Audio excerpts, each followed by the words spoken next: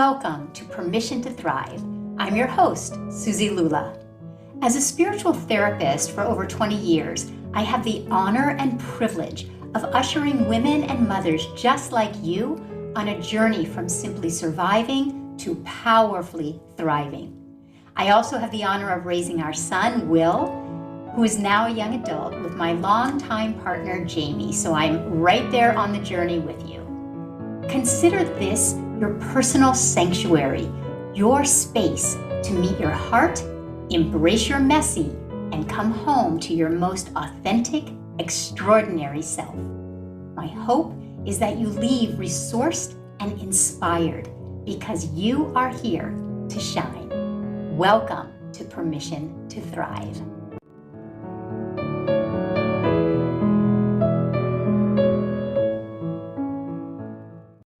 Hi, everyone. Hi, my Thrivers. I'm so excited for you to meet my beautiful guest, Rachel Madorsky, both for her wealth of knowledge, but also for her beautiful spirit and the way that she delivers what she shares. She's just beautiful inside and out. So Rachel Madorsky is a psychotherapist, an executive coach, a speaker, and best-selling author of the book, How to Love Yourself in Less Than a Week, and also for the rest of your life. Down to earth and passionate about supporting women, Rachel's work is centered around helping ambitious women give themselves everything they ever wanted now. Rachel's insights on entrepreneurship, self-love, and self-trust have been featured in Forbes, Psychology Today, CBS News, NBC, Fox, The Learning Channel, and South by Southwest Interactive. So in this conversation, Rachel and I talk about why Rachel loves talking about money and why she believes it's so important for every woman to be financially empowered beyond belief. How Rachel believes that women making money helps heal the world. How Rachel has created her own 7-figure business from a very feminine and relaxed energy. Why Rachel believes that self-love is the ingredient in successful entrepreneurship, and how she integrates self-love both personally and professionally. This is a not to be missed episode, so sit back, relax, get a cup of tea, and enjoy. Welcome, Rachel. I am so happy to have you here. I've been looking forward to our conversation. I just, first of all, love the title of your book, How to Love Yourself in Less Than a Week and for the Rest of Your Life. That is a title. I can't wait to dive into that conversation. I also just love the way that you live your life. I love the way that you live your life as a female, a woman entrepreneur. And so I can't wait to dive into that conversation. I'm passionate about empowering women and living your most thriving life. So welcome. Thank you so much, Suzi. I just want to say the second I met you, the second I heard you speak, your energy, what you have to say, I knew we would be friends. I knew I loved you immediately. I'm so grateful that you invited me to be in this conversation, and just thank you. So glad to be here with you. Thank you so much. I just know you have so much to offer. We share this passion to know you can thrive in your own way, on your own terms, is a conversation I definitely wanted to have with you. So I'll just start right there. You know, the title of my podcast is Permission to Thrive. And I'm just so interested. You live a thriving life. So what is your definition of thriving?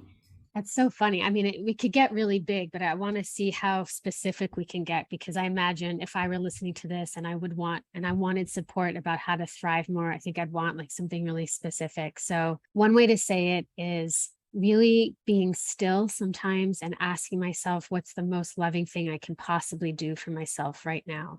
It's basically the practice of saying yes to every desire. That's the shortest answer and most truest answer I think I can give.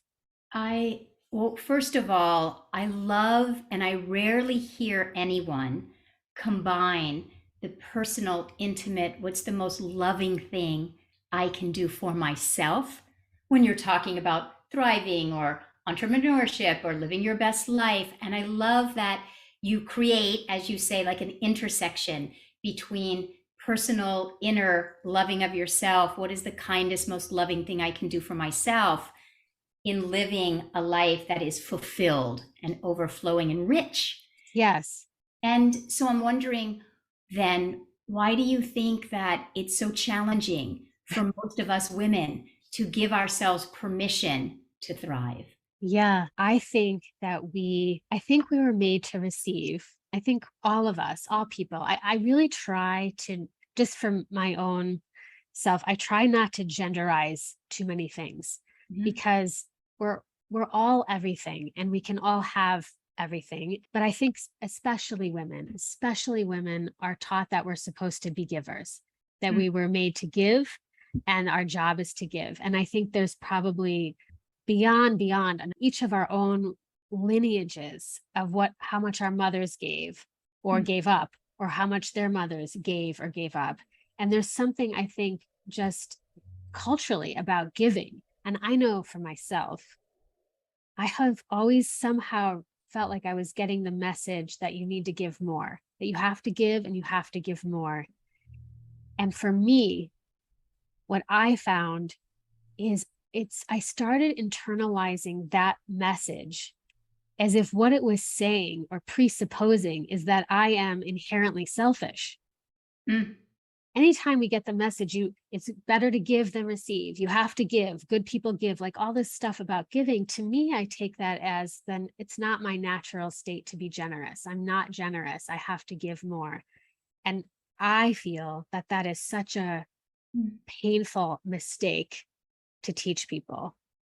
I would rather teach people that we are naturally generous, that we have so much love to give, that we want to give, and that the best way to give it is to feel full, to not give from sacrifice, but to give from feeling like your cup is overflowing. And of course, you want to share. It's the most natural thing in the world. Well, I'm just lit up, and I feel that what you're saying is so in alignment. I wrote this book, The Motherhood Evolution, How Thriving Mothers Raise Thriving Children. And the whole first section of my book is exactly what you're saying, that we have been culturally indoctrinated with a misperception that we are inherently flawed if we don't over give. And I think that what you're saying is so important because it puts us out of balance when we continually get that message. I need to give more. I need to give more. And who listening has not received that?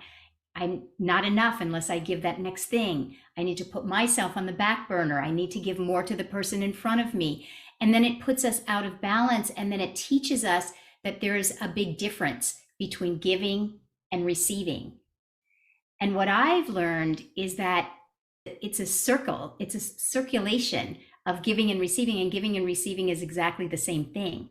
But I know for myself, as you're saying, the feeling of receiving can feel so much more vulnerable sometimes than the feeling of giving feels safer.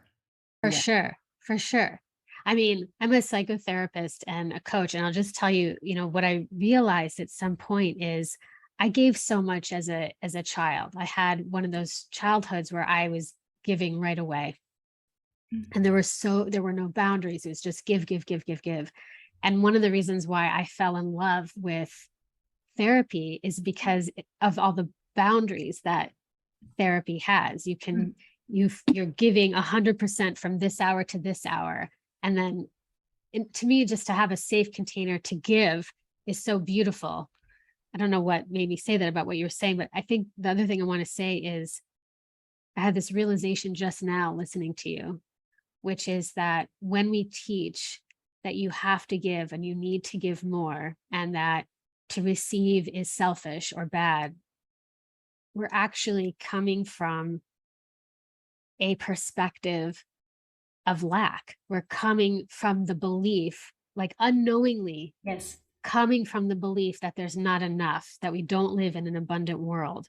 And then we act that out in our lives all the time. I don't have time for this. I'm too busy for that. But it's all made up. It's all made up. it's so true. And, you know, hang on. What you were saying is that we are inherently generous. We're inherently whole. We're inherently abundant. And if we were taught that we were inherently abundant, we would have no trepidation about giving when we were in the space to give and receiving when we were in the space to receive. I think that what I would love anyone listening to begin to contemplate is, what if inside of you right now, you could move into a space where giving and receiving could feel exactly the same, so that your giving wasn't martyred and overgiving and resentful. Your giving was from an overflow, and your receiving wasn't vulnerable and, stacked with, is it going to have to be, will there be reciprocity needed? And what if anyone listening, you could begin to feel that the giving and the receiving is meant to feel the same? Because when you do give, you feel this, when it's true giving, just feel more abundant. And when you truly receive, you feel more abundant. But I'm curious, you started what you were saying about your early life and how it set you up. And I'm interested if maybe you feel willing to share a little bit about your early life, because I think this is, again, where all of our listeners will probably relate, because maybe not your exact situation, but certainly I think this pattern starts in early life for most of us. Yes. Well, I'm happy to share. I think the more I will share, I think the more important thing that I want to speak to is that for myself, at some point, I became willing to create a hypothesis and live the hypothesis no matter what the risks are. And I share this because I really want to encourage people to consider that all beliefs are made up. So since they're all made up, why not believe things that create you to be the happiest person you can be, the most loving person you can be, and give you the best life that you can have? So I'm not saying everything I say is the absolute truth. I'm just saying that it works for me and it works for my clients. And I invite anyone to play with your beliefs instead of feeling so fixed, so stuck in them. Try on a new belief, try it on, live that way for a day and see what it feels like.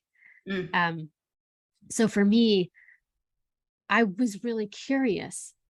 Can I make 7 figures only doing what I love, being who I really am? I was curious, can I really practice loving myself, like really figure out what that means and do it, even at the risk of being judged as selfish or whatever the worries are? Can I do that? And is it possible that if I do, will I be more naturally naturally generous? Will I be naturally more generous? And those are 3 of the hypotheses with which I live my life. And it's so much fun. It's a fun risk. It's so worth it. Okay, we have to break this down. And this is exactly why I was dying to have this conversation with you, and I couldn't wait. So I'm hanging on every word that you said, and I hope everyone listening is as lit up as I am. Because first of all, just to hear another woman say that, I was curious, can I make 7 figures living my life on my own terms, in my own way, according to my own values and my own inner alignment and what's real and meaningful and truthful for me?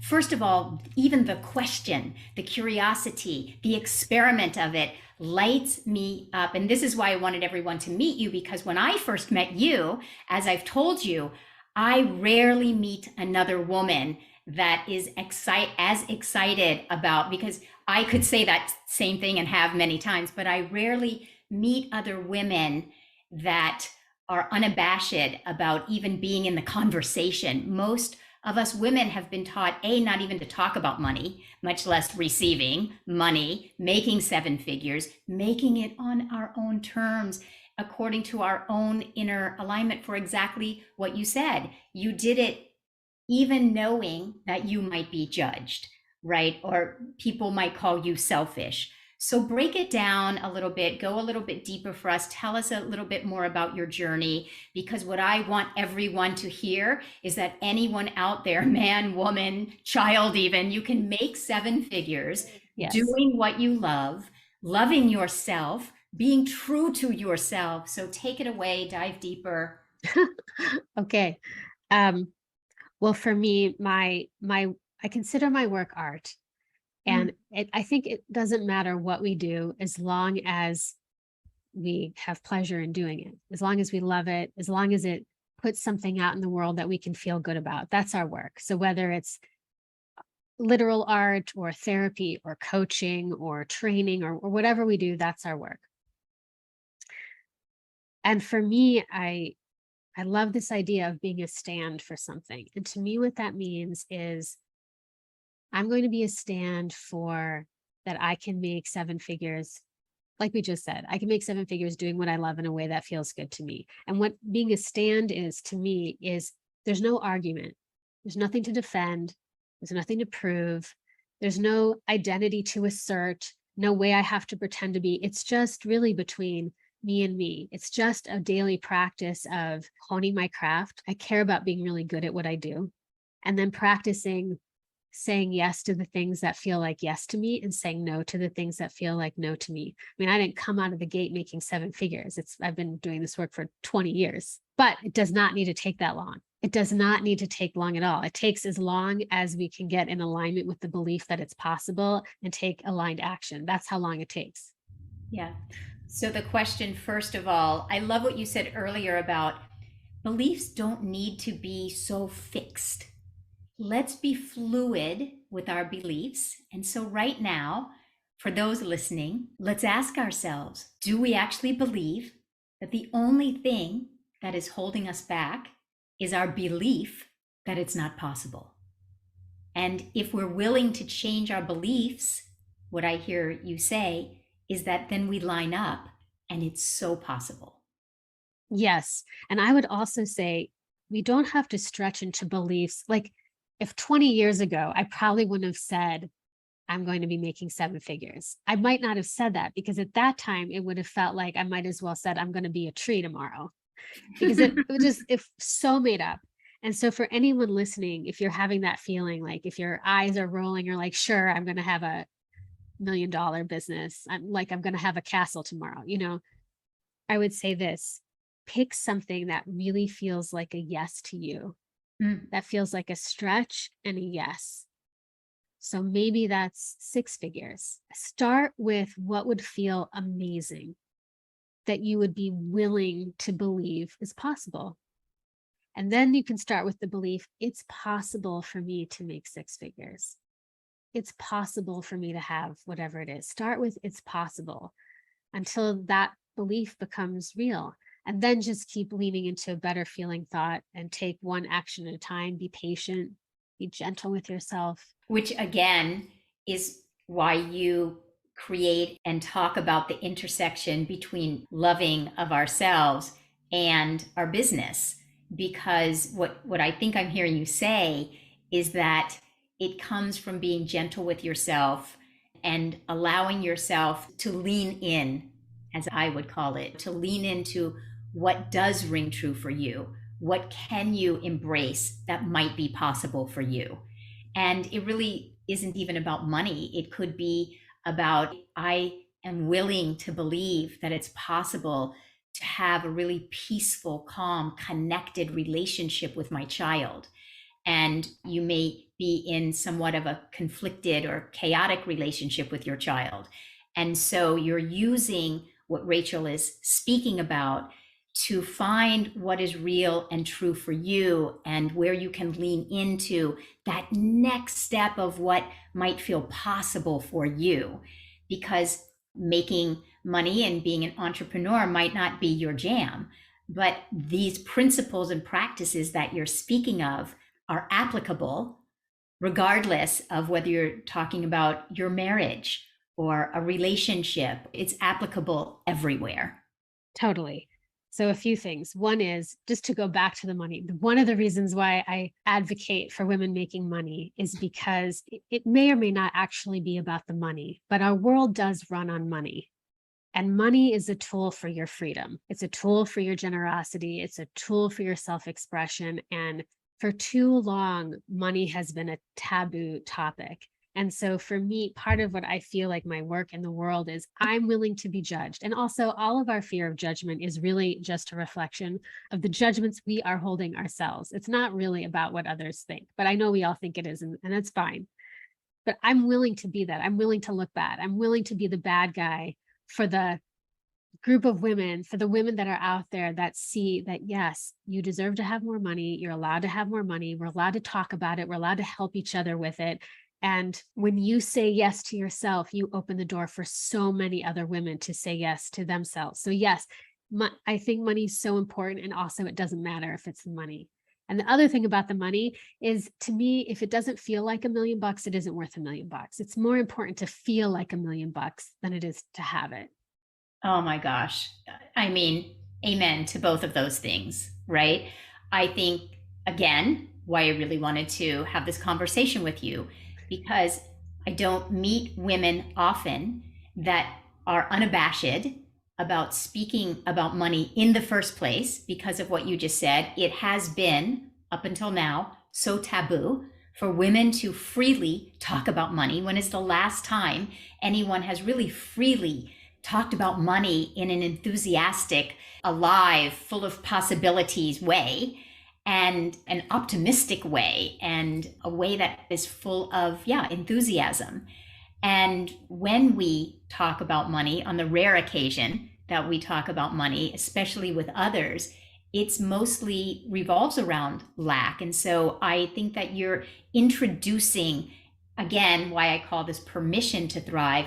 You're introducing a permission today. You're giving us a permission. Have some conversations about money, because you're unabashed about it. You're unabashed about saying, when a woman opens the door to your own possibility and potential around money, you open doors for other women. And who doesn't want to be part of that? You also speak about women being empowered financially is part of healing the world. So while we're on the topic, I'd love for you to elaborate anything else that you'd like to share about that. Sure. Okay. Well, one of the things that comes with money is power. There's lots of different kinds of power, but the way America works right now is that so much of how voting works, our policies, are who we can stand up for. I mean, all the issues that matter most to us are connected to who can influence, and all of those things are connected to money. So the more women that are out there empowered and can use money to influence the values, the desires, the wishes, the way, the beautiful world we all know is possible, the better. Also, the more women that are just walking around empowered, the better, period. Yeah. There's one other thing I wanted to say about the way we all create. And I think what happens sometimes is, I don't know if anyone listening has heard the term arguing for our limitations. Mm. I remember the first time I heard that, and I couldn't break it down enough to understand it. And now it's become something that's really important to me, because even privately in our own mind, sometimes we tell ourselves why we can't have something that we want. We start giving all the reasons, looking for the evidence for why we can't have what we want. That's arguing for our limitations. But my mother, but my husband, but my kid, but me. And all of that is a way to stay safe. There's nothing wrong with wanting to feel safe. It takes courage to desire. So for anyone listening, what I want to invite you to do is notice anytime you're looking for evidence for why you can't have what you want, and just see if you can ever so lovingly, gently look for evidence for how you can. How can you have more time to yourself? How can you have more peace in your life, more laughter, more money, more freedom, whatever it is? Mm. I love that so much. I have a million questions. I I want to go back to what you said, and you've mentioned a thread of this over a couple of the parts of this conversation about how you believe your life is art and about creating, and you just led into this portion with that. And I just wonder if you would share a little more about that. I so relate to it. I grew up as a pianist, and I grew up making art through music, and I love music. And I really believe that whether or not someone has a creative hobby or creative endeavor like music, artist, painter, it doesn't matter. We're all artists of our lives, and we truly are meant to be creating not perfection, but like a masterpiece. We are here to make our life art. And so I wonder if you can speak to that, because it feels so beautifully aligned with what you just said about really getting still and asking yourself, well, how could I have a little more time to myself? How could I consider maybe making a financial leap? What is possible for me rather than what I've been taught isn't possible for me? Yes. There's this phrase, everything is possible and there is always a way. And I really love that. Everything is possible and there's always a way. And if you're listening, if I want to invite you to just pull up one image of something you would love and take this reminder that everything is possible and there is always a way. In terms of creativity, I don't know. I love literal art. I love making art. I co-own an improv comedy theater. I've been doing improv comedy for 20 years. And what I love about improv, I often bring it into my training with leaders. It's like the gentle art of saying yes to yourself and each other. And as far as creativity, I mean, just we're all making it up. I think if we could just relax and let go of the right and wrong game, you're not doing it wrong. You can't get it wrong. And the more we can relax and just see everything is made up, everything is like make believe, like when we were kids. And we often are the ones adding the seriousness to the thing. That it doesn't always have to be so serious. We can be just creative creators, trying our best, living our life, giving each other grace, having fun. I love what you're saying so much, because it was actually something that my son said to me when he was probably 7 or 8 that literally changed my life. He looked up at me one day and he said, "Mom, you're always so serious. Why are you so serious all of the time?" And it was such an awakener. It actually was the impetus for me writing my book, because at that moment when he looked up at me and said, "Why are you so serious all the time?" it was like a dagger in my heart, because I didn't imagine myself to be a serious person. I'm very lighthearted. I love life so much. And when he reflected that back to me out of just the innocence of a 6, 7-year-old, he was reflecting back his perception of me. And when I was looking at myself through his eyes, I realized that I had allowed, in my journey of motherhood to that point, I was succumbing to a lot of generational beliefs, and I was succumbing to patterns, old patterns. And so, as you were speaking earlier about doing an experiment with yourself, I did an experiment with myself. And I heard him and I said, "I hear you." And I set out to lean into, what is this about? And am I here to be living this way? Or is there another way that I am here to mother, to be in relationship to him, to be in relationship with myself? And so the motherhood journey was really a big part of my awakening, and had me realize exactly what you're saying.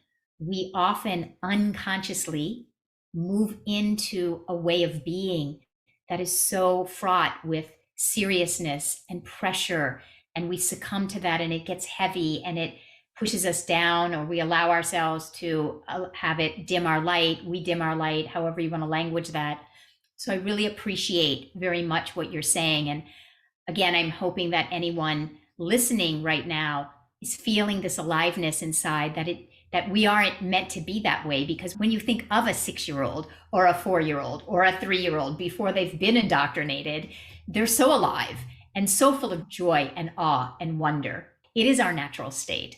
So I really love what you're saying. It's very powerful. Thank you. Thanks for saying that. I think you're so right.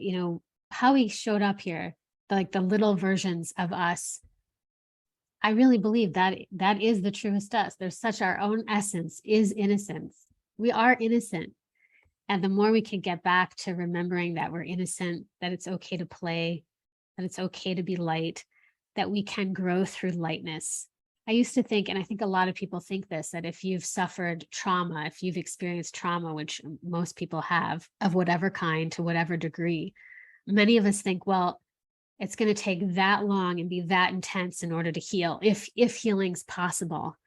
And I'm so here to say that that's not the case. I mean, we can heal through lightness, we can heal through pleasure, we can heal through being easy on ourselves, we can heal through mothering ourselves the way we wish we had been mothered. We can be our own fairy godmothers and just yes every desire. What if you did that? What if you just decided, I'm going to practice loving myself, and the way I'm going to do it is just say yes to every single thing I want that I can give myself. If I want it, I'm going to give it to myself. Mm. I'm hanging on your every word, and I would like to invite everyone listening, let's take a moment with what you just said, because I honestly don't believe there's anything as profound as coming home to ourselves, is the way I would language what you just said. And so what I think you just said, and I'm inviting anyone listening right now to imagine that what Rachel's saying, imagine that you were once a 3-year-old. You were once a 2-year-old. You were once that 4-year-old, exuberant, joyful, expansive being. And that is your essence. And yes, we have all gone through different traumas, different experiences, absolutely. And we'll speak to the healing in a moment. It isn't that we're negating that we've gone through different experiences, but that essence of who you are. And if you can just take a moment and be willing to tap into, there is an exuberance within you. There is a particular way that you came onto this planet to be in your life. There is a particular you, and it may still be underneath some of those traumatic experiences, but it's there. It can't go away. It will never go away. It's just waiting for you to come home and be your own mother, the mother that perhaps you didn't have. Be your own mother. I call it re-mothering ourselves, mothering ourselves in a way that we wished we would have been mothered. And so to just take a moment and recognize that that innate part of you is still here, just waiting for you. So there's that. I love the next thing you said, which was, it really does not take as long to heal as it took the experiences that we have taken on. And this is a big thing I hope that people take away today, is that healing can happen, A, in an instant, and B, as you are more willing to be on this path. I call it exponential expansion or quantum. It starts to 1 + 1 starts equaling 10. And then 10 + 10 is 100. And 100 and 100 is 1,000, because you begin to integrate and embody, and the healing quickens. So I love both of those two things. Yes, it's like that saying, small hinges swing big doors. I find that so healing, that actually taking small actions in the direction of what we desire or in the direction of love makes huge changes. Okay. Huge. Okay. I've never heard that saying. Small hinges swing big doors. I love it. I have a takeaway today. Small hinges swing big doors. And I'm tiny, so I like that even more. Yeah, that's brilliant. It is the small incremental, consistent willingness that allows you to wake up one day and go, oh my gosh, I am not the individual I was 6 months ago. Yes. You are not the things that happen to you. You are not the things that happen to you.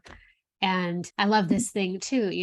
I'm sure you've heard this, Suzi, but this idea of, like, if you're in an airplane or if you're on a boat and you change direction by 2 degrees, you will end up in a different continent. Yes. So from that perspective, there's really no small actions. And I'll give a specific example.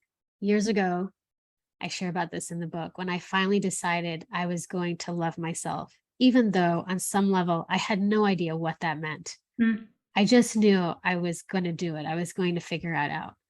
And the first action I took was I went to the grocery store and I bought a flower, a flower. I put one flower in a little vase on my nightstand.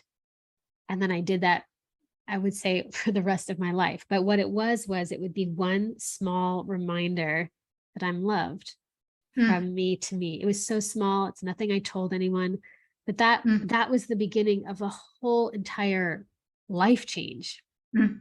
for me. So anyone listening, please buy yourself flowers.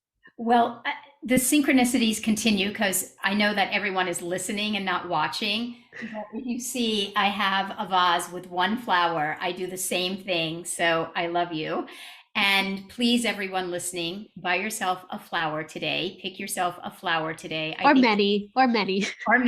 But I think what you're saying, the metaphor is so beautiful that you took the time to have this flower, you set it on your bedside table and it meant something to you. And then from there, you can expand. I always see things as spirals. And so that, which would be in the center of a spiral, then spirals out to create a way of loving yourself. So I really want, you mentioned your book, and I really want to dive into your book.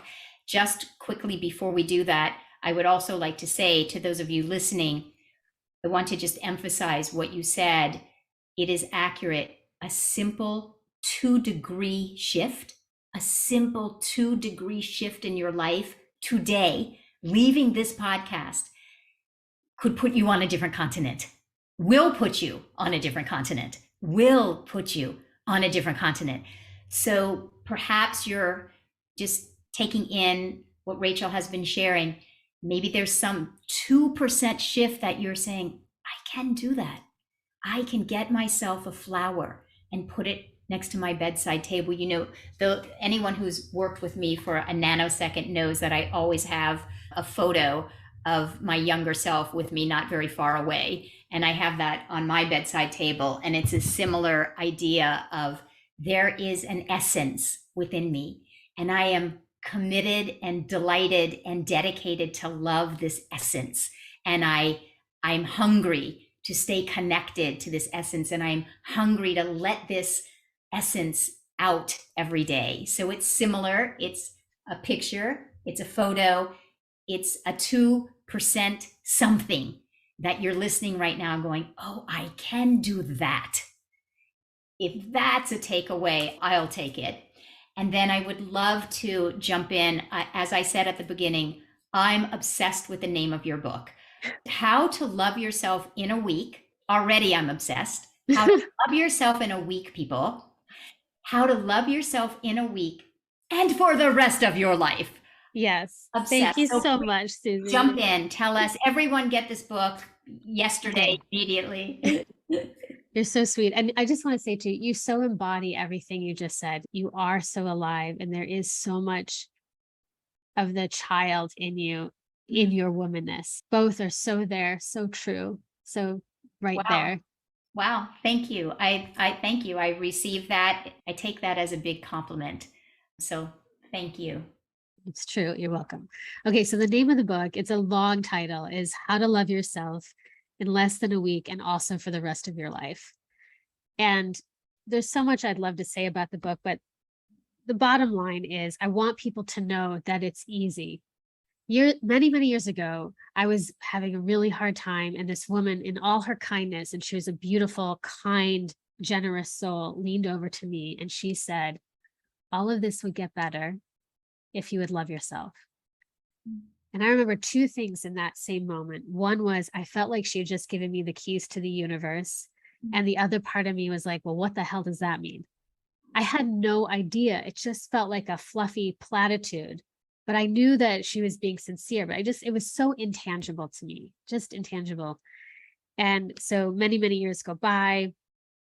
I work with couples. I start realizing after years and years of couples that really a lot of the core issues were really about each person's resistance to their own self-love, to really Mm, as you say, coming home to themselves. And I mean, I love couples work, and I'm saying that our relationships would be so much better if we took responsibility for actually putting ourselves first mm, and really giving ourselves the things we crave in life.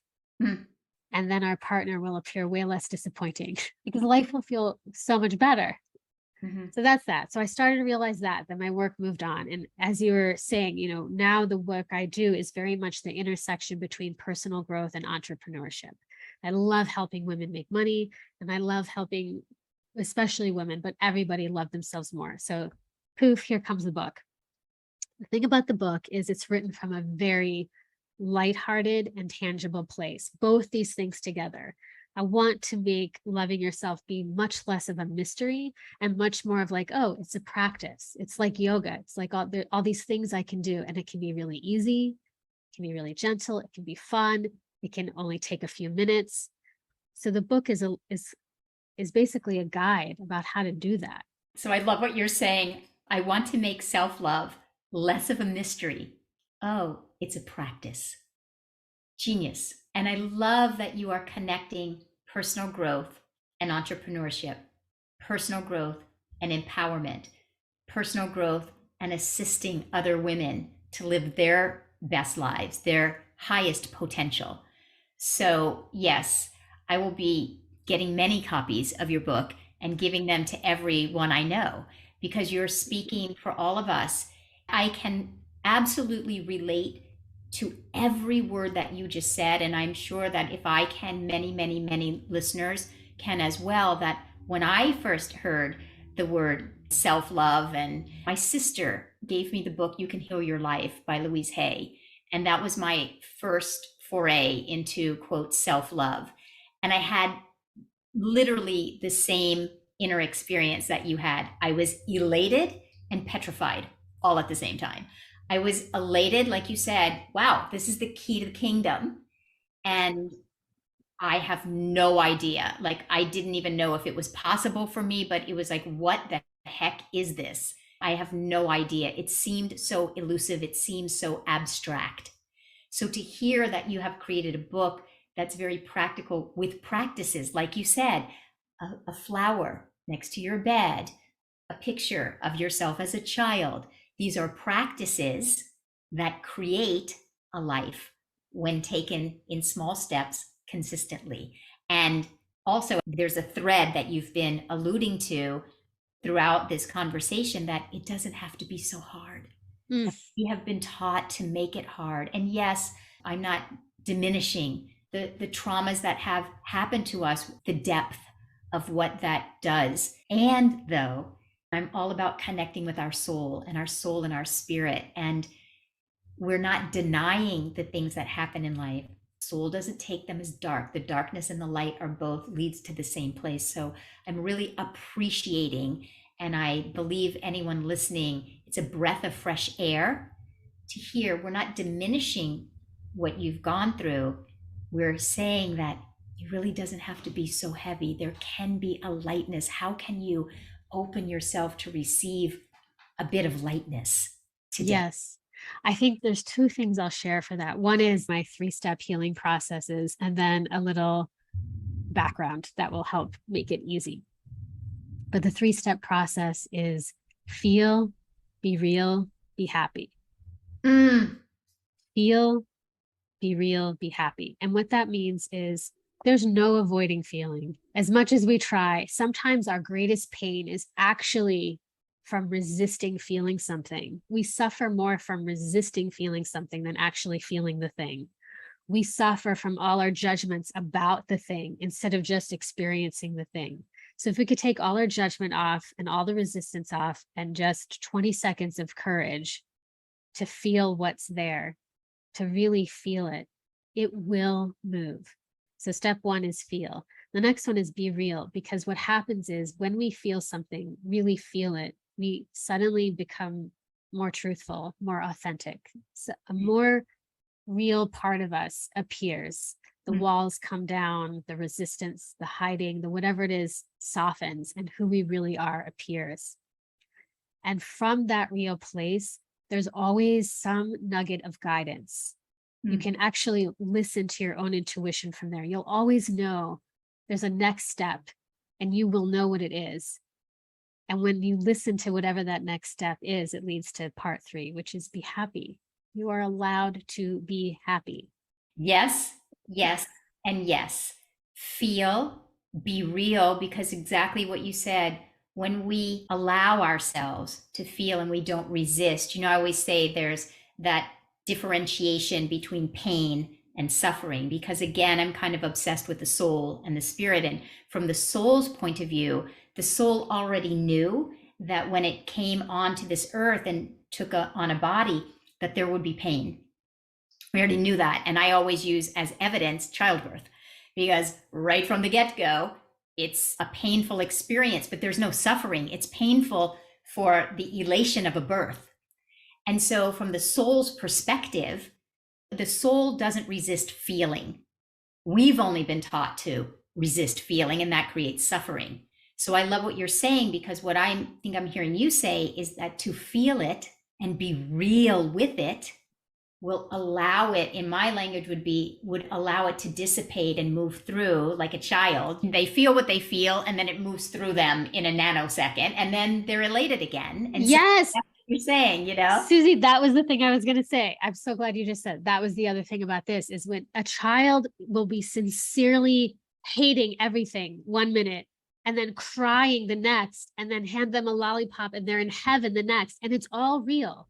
It Yes. is all real. And we're actually built that way. What stops us is our own judgments, or we're afraid, wait, this is a really serious thing. I've been feeling terrible for 2 weeks, whatever it is. If I were to feel happy tomorrow, maybe that discounts the horrible thing that I've been through. I mean, we have all these mechanisms, but the more authentic we can be and more fully we can step into what's going on, we can have it. We can be hateful, and then we can be happy, and then we can cry, and then we can feel good again. And how good, I was just thinking while we were talking about this, like, I don't know the last time you had a good cry, but just the way how good a good cry feels. How good a good cry feels. And I was just thinking, as you were sharing, an incident with my son, and he was a little bit older. He was in middle school.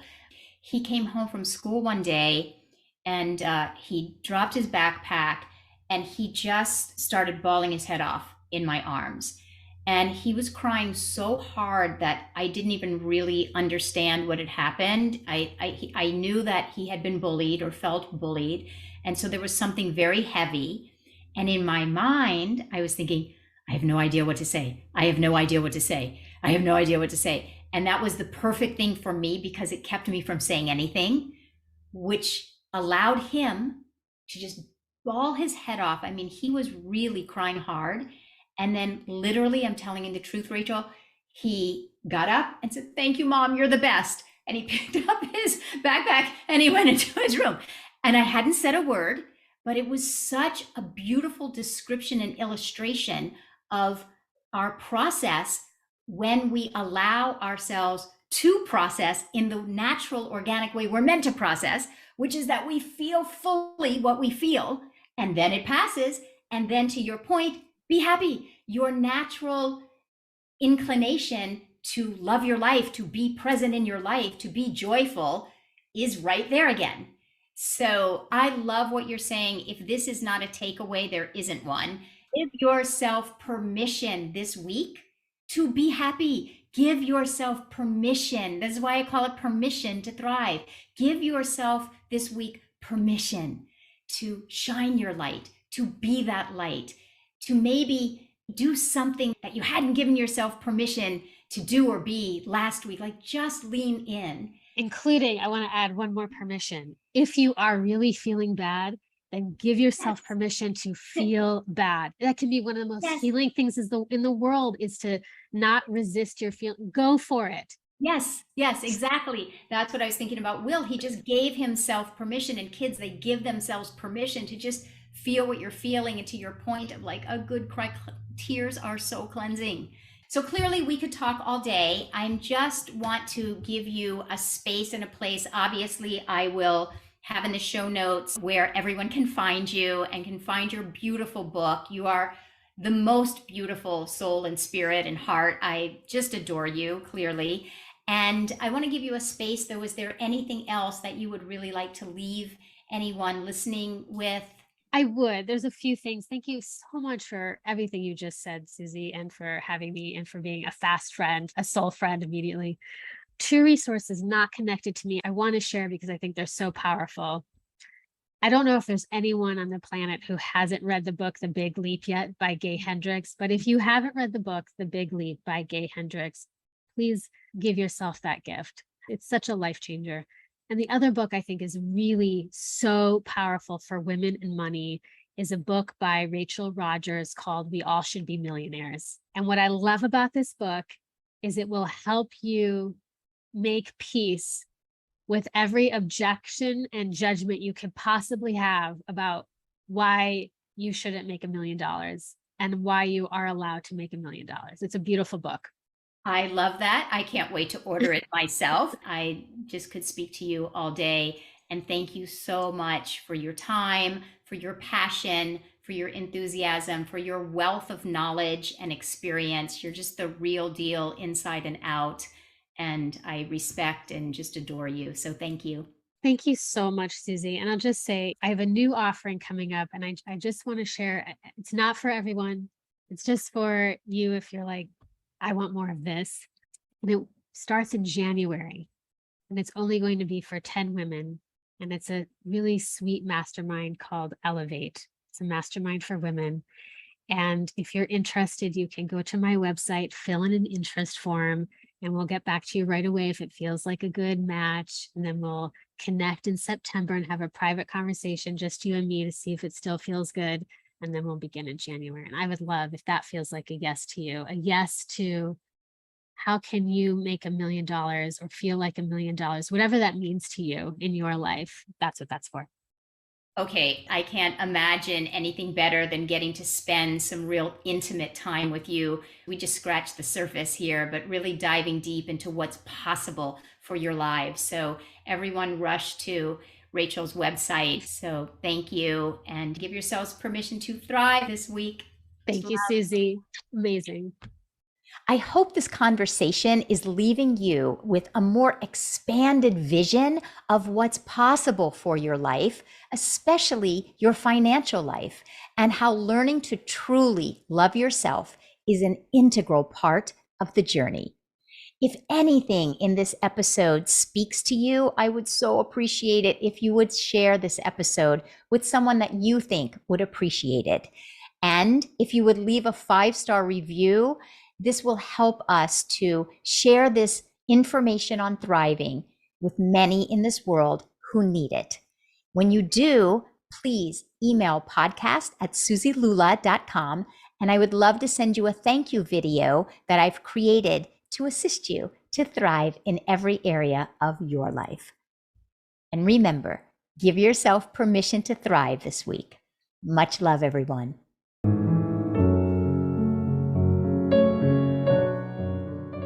Thank you so much for listening. If there was something in this conversation that spoke to you, we'd so appreciate it if you would take the time to subscribe, leave a 5-star review, and share this episode with women and mothers you know, because you are here to thrive. See you next time.